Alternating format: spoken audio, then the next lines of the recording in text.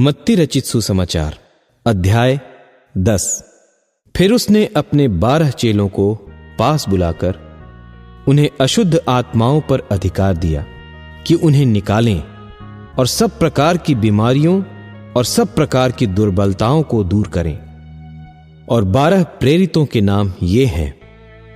पहला शिमोन, जो पतरस कहलाता है, और उसका भाई अंद्रियास, जब्दी का पुत्र याकूब और उसका भाई यूहन्ना, फिलिप्पुस और बरतुल्मै, थोमा और महसूल लेने वाला मत्ती, हल्फै का पुत्र याकूब और तद्दै, शिमोन कनानी और यहूदा इस्कारियोती, जिसने उसे पकड़वा भी दिया।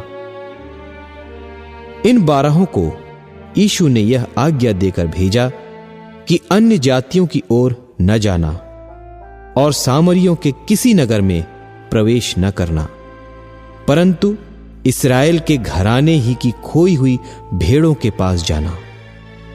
और चलते चलते प्रचार कर कहो कि स्वर्ग का राज्य निकट आ गया है। बीमारों को चंगा करो, मरे हुओं को जिलाओ, कोढ़ियों को शुद्ध करो, दुष्ट आत्माओं को निकालो। तुमने सेंत मेत पाया है, सेंत मेत दो।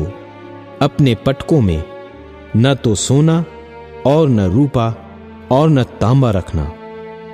मार्ग के लिए न झोली रखो, न 2 कुर्ते, न जूते और न लाठी लो, क्योंकि मजदूर को उसका भोजन मिलना चाहिए। जिस किसी नगर या गांव में जाओ तो पता लगाओ कि वहां कौन योग्य है, और जब तक वहां से न निकलो उसी के यहां रहो, और घर में प्रवेश करते हुए उसको आशीष देना। यदि उस घर के लोग योग्य होंगे तो तुम्हारा कल्याण उन पर पहुंचेगा, परंतु यदि वे योग्य न हों तो तुम्हारा कल्याण तुम्हारे पास लौट आएगा। और जो कोई तुम्हें ग्रहण न करे और तुम्हारी बातें न सुने, उस घर या उस नगर से निकलते हुए अपने पांवों की धूल झाड़ डालो। मैं तुमसे सच कहता हूं कि न्याय के दिन उस नगर की दशा से सदोम और अमोरा के देश की दशा अधिक सहने योग्य होगी। देखो, मैं तुम्हें भेड़ों की नाई भेड़ियों के बीच में भेजता हूं। सो सांपों की नाई बुद्धिमान और कबूतरों की नाई भोले बनो, परंतु लोगों से सावधान रहो, क्योंकि वे तुम्हें महासभाओं में सौंपेंगे और अपनी पंचायतों में तुम्हें कोड़े मारेंगे। तुम मेरे लिए हाकिमों और राजाओं के सामने उन पर और अन्य जातियों पर गवाह होने के लिए पहुंचाए जाओगे। जब वे तुम्हें पकड़वाएंगे तो यह चिंता न करना कि हम किस रीति से या क्या कहेंगे, क्योंकि जो कुछ तुमको कहना होगा वह उसी घड़ी तुम्हें बता दिया जाएगा, क्योंकि बोलने वाले तुम नहीं हो, परंतु तुम्हारे पिता का आत्मा तुम में बोलता है। भाई भाई को और पिता पुत्र को घात के लिए सौंपेंगे, और लड़के वाले माता पिता के विरोध में उठकर उन्हें मरवा डालेंगे। मेरे नाम के कारण सब लोग तुमसे बैर करेंगे, पर जो अंत तक धीरज धरे रहेगा उसी का उद्धार होगा। जब वे तुम्हें एक नगर में सताएं तो दूसरे को भाग जाना। मैं तुमसे सच कहता हूं, तुम इस्राएल के सब नगरों में न फिर चुकोगे कि मनुष्य का पुत्र आ जाएगा। चेला अपने गुरु से बड़ा नहीं, और न दास अपने स्वामी से। चेले का गुरु के और दास का स्वामी के बराबर होना ही बहुत है।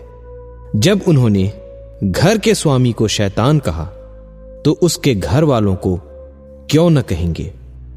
सो उनसे मत डरना, क्योंकि कुछ ढपा नहीं जो खोला न जाएगा, और न कुछ छिपा है जो जाना न जाएगा।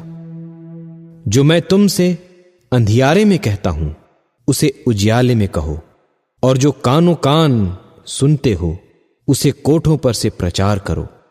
जो शरीर को घात करते हैं पर आत्मा को घात नहीं कर सकते, उनसे मत डरना, पर उसी से डरो जो आत्मा और शरीर दोनों को नरक में नाश कर सकता है। क्या पैसे में 2 गौरैये नहीं बिकती? तो भी तुम्हारे पिता की इच्छा के बिना उनमें से एक भी भूमि पर नहीं गिर सकती। तुम्हारे सिर के बाल भी सब गिने हुए हैं, इसलिए डरो नहीं, तुम बहुत गौरैयों से बढ़कर हो। जो कोई मनुष्यों के सामने मुझे मान लेगा, उसे मैं भी अपने स्वर्गीय पिता के सामने मान लूंगा। पर जो कोई मनुष्यों के सामने मेरा इनकार करेगा, उससे मैं भी अपने स्वर्गीय पिता के सामने इनकार करूंगा। यह न समझो कि मैं पृथ्वी पर मिलाप कराने को आया हूं। मैं मिलाप कराने को नहीं, पर तलवार चलवाने आया हूं। मैं तो आया हूं कि मनुष्य को उसके पिता से, और बेटी को उसकी मां से, और बहू को उसकी सास से अलग कर दूं। मनुष्य के बैरी उसके घर ही के लोग होंगे। जो माता या पिता को मुझसे अधिक प्रिय जानता है, वह मेरे योग्य नहीं, और जो बेटा या बेटी को मुझसे अधिक प्रिय जानता है, वह मेरे योग्य नहीं।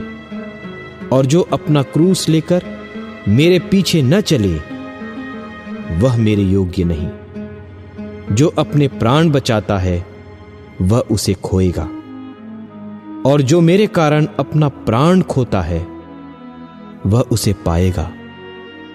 जो तुम्हें ग्रहण करता है, वह मुझे ग्रहण करता है, और जो मुझे ग्रहण करता है, वह मेरे भेजने वाले को ग्रहण करता है।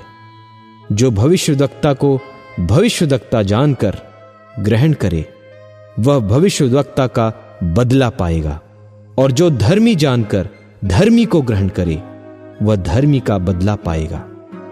जो कोई इन छोटों में से एक को चेला जानकर केवल 1 कटोरा ठंडा पानी पिलाए, मैं तुमसे सच कहता हूं, वह किसी रीति से अपना प्रतिफल न खोएगा।